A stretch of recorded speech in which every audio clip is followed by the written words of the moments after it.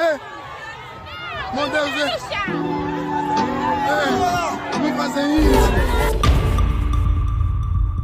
Estamos aqui mais uma vez para avaliarmos a proposta orçamental do Governo para 2024, onde rapidamente constatamos a sedimentação dos mesmos defeitos do passado. Números astronômicos nos papéis que continuarão a levar a míngua para o bolso do cidadão. E como bons filionários que somos, a população cresce em velocidade de cruzeiro e a economia a passo de camaleão. Um OGE que dedica a maior parte da receita para a dívida pública dá razão aos especialistas que dizem que a economia do país continuará num ambiente VICA, volátil, incerto e ambíguo. Quanto aos defeitos, vamos à cronologia dos factos. Em 2003, depois do calar das armas, o país lançou-se à desafiante tarefa de canalização de fundos para o combate à fome, reconstrução e redução da pobreza, mas com a mania abençoada de fixar o petróleo como o único poderoso índice de referência orçamental. Mesmo assim, o país registrou um crescimento do PIB de 3%. Em 2004, a economia do país, com a descoberta de novas jazidas de petróleo, registrou um crescimento real de 11%. Esta realidade cafricou a aposta em outras fontes de receitas, tal como o turismo e a agricultura. Agricultura que também se encontra articulada no projeto político de Mangai de 1966, segundo o qual, na busca de soluções econômicas, priorizar o campo para beneficiar a cidade. E que alguém um dia também o disse, por outras palavras, a agricultura é a base e a indústria o fator de desenvolvimento.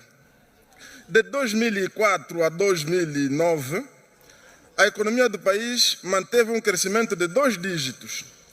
Os governantes esbugalharam os olhos e as barrigas começaram a aumentar, enquanto o povo era anestesiado com promessas que muitas delas nasceram e morreram mesmo no sonho. O desemprego em todo o país fazia caminho, fixando-se acima de 47%.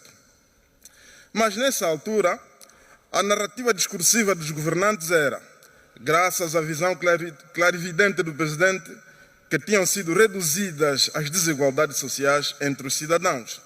Neste quesito, até cheguei a concordar com a narrativa, porque, de facto, o governo tinha conseguido, com muita sabedoria, ajustar a maioria dos angolanos à condição de fome e muita pobreza.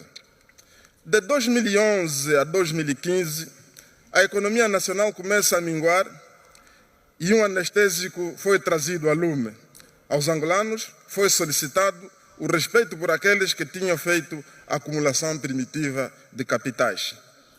De 2015 a 2017, a economia angolana entra em depressão, a crise mundial acentua-se, o preço do barril do petróleo atinge os níveis mais baixos.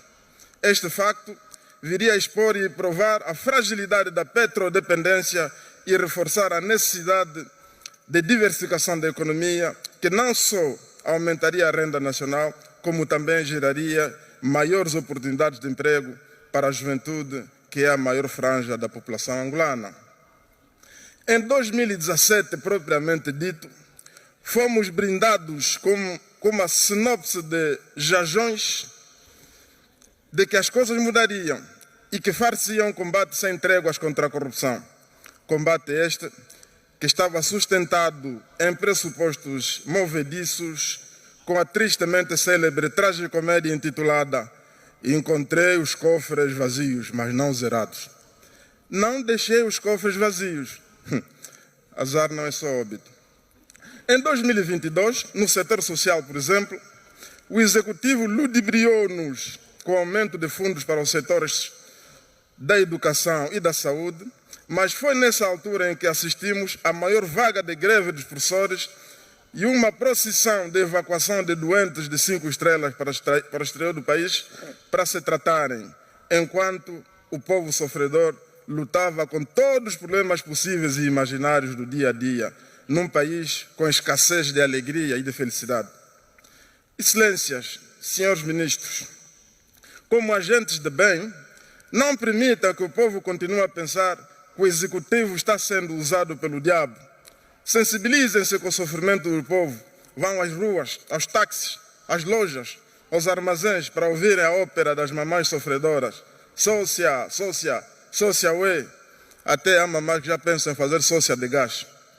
Termino a minha reflexão fazendo recurso às palavras de um dos mais ilustres deputados que já passaram por essa casa e de feliz memória, quando dizia: isso assim está mesmo bom?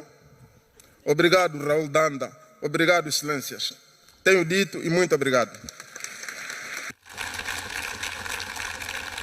Acorda cedo, põe o pé na estrada, deixa o filho em casa com uma vontade de voltar pra casa. Quando chega a praça,